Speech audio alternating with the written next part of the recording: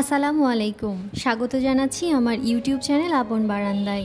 আশা করছি আপনারা সবাই ভালো আছেন। আলহামদুলিল্লাহ আমরাও ভালো আছি। নিম পাতা হচ্ছে এক ধরনের প্রাকৃতিক কীটনাশক। নিমের উপাদানের মধ্যে রয়েছে প্রোটিন, কার্বোহাইড্রেট, বিভিন্ন আকরিক যেমন ক্যালসিয়াম, ফসফরাস ও ভিটামিন সি এবং ক্যারোটিন। তো চলুন জেনে নিই আজকের ভিডিওতে কি থাকছে। নিম পাতার উপকারিতা, কিভাবে তৈরি করবেন, কি পোকামাকড়ের হাত থেকে গাছকে রক্ষা করা যায়, নিমের মূল উপাদান থেকে কিভাবে আমরা উপকার পেতে পারি। সম্পূর্ণ জৈব পদ্ধতিতে নিম পাতার কীটনাশক তৈরি করে কীট পতঙ্গ যেমন দূর করা যায়, তেমনি ছত্রাকের আক্রমণ থেকেও গাছকে রক্ষা করা যায়। তো চলুন জেনে নিই কী উপকারিতা রয়েছে নিম পাতার কীটনাশকে। ক্যাটারপিলার, মিলিবাগ, বিভিন্ন পোকামাকড়ের আক্রমণ, ছত্রাকজনিত সমস্যা, ভাইরাস ঘটিত সমস্যা ও রোগ পোকার হাত থেকে আমাদের গাছকে রক্ষা করে এই নিম পাতার কীটনাশক। বিশেষ করে গোলাপ গাছের ব্ল্যাক স্পট, মাকড়ের আক্রমণ থেকেও কিন্তু রক্ষা করে এই কীটনাশকটি।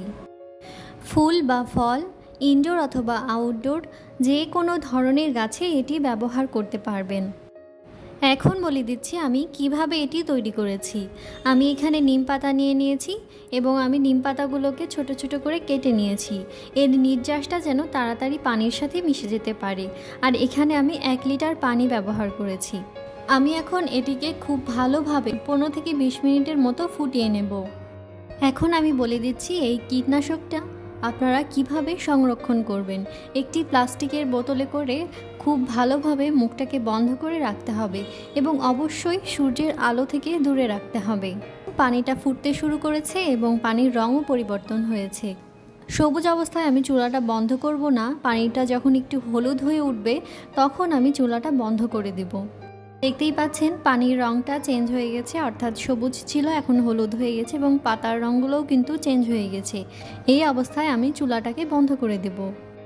এরপর 3 থেকে 4 ঘন্টা পর অর্থাৎ পানিটা ঠান্ডা হলে তারপর ব্যবহার করা যাবে কীটনাশক হিসেবে। এখানে আমি পাতাগুলোকে আলাদা করে ফেলবো। পাতাগুলোকে আলাদা করে ফেলে দেব না, এগুলো আপনারা চাইলে কম্পোস্ট সার হিসেবেও কিন্তু ব্যবহার করতে পারেন। তো এখানে আপনারা চাইলে ছাঁকনি ব্যবহার করেন, আমার আসলে প্রয়োজন হচ্ছে না, সেই জন্য আমি ব্যবহার করছি না। এখন বলে দিচ্ছি আপনারা এই কীটনাশকটি কখন ব্যবহার করবেন না। প্রখর রোদে এবং সকালে কখনোই স্প্রে করতে যাবেন না। 7 থেকে 10 দিন পরপর এই কীটনাশকটা স্প্রে করতে পারবেন। যদি কোনো গাছ আগে থেকেই আক্রান্ত হয়ে থাকে এবং আপনি যদি খেয়াল না করে থাকেন তাহলে সপ্তাহে 2 দিন করে স্প্রে করতে হবে। এই পানিটার সাথে আর কোনো এক্সট্রা পানি অ্যাড করার কোনো দরকার নেই। আর চাইলে আপনি এই কীটনাশকের সাথে 3-4 ফোঁটা হ্যান্ড ওয়াশ মিশিয়ে নিতে পারেন। তবে যদি আপনি পুরোপুরি জৈব সার হিসেবে এটি ব্যবহার করতে চান তাহলে এটি না মেশালেও চলবে। এখানে আরও একটি কথা মনে রাখা ভালো, পরাগায়নে যে সকল কীটপতঙ্গ যেমন প্রজাপতি, মৌমাছি এরা উপকার করে থাকে এগুলোর কোনো ক্ষতি হয় না এই কীটনাশকে। শুধুমাত্র ক্ষতিকর ব্যাকটেরিয়া, কীটপতঙ্গ ধ্বংস করে এই কীটনাশক।